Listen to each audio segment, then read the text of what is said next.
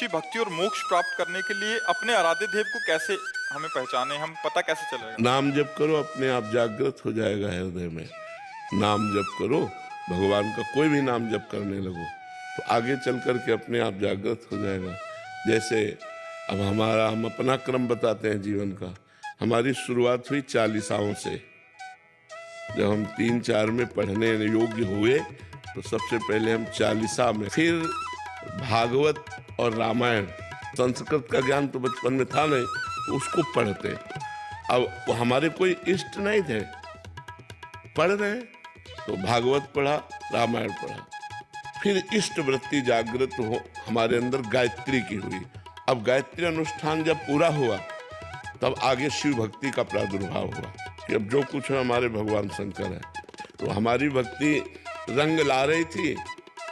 इतने में रासलीला का दर्शन हुआ काशी में।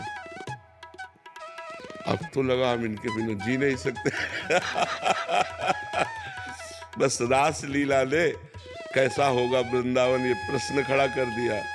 अब वृंदावन की तड़प हो गई। वृंदावन आए, वृंदावन ने ऐसा पकड़ा कि अब आप देख ही रहे सामने है। तो अब श्यामा श्याम इष्ट है, कहाँ से शुरू हुई और कहाँ। तो अगर हम परमार्थ में चल दें तो हमको ये प्रश्न करने की जरूरत नहीं है। सीढ़ी बाई सीढ़ी, स्टेप बाय स्टेप वो हमारे हृदय में आता रहेगा। बस हम चले।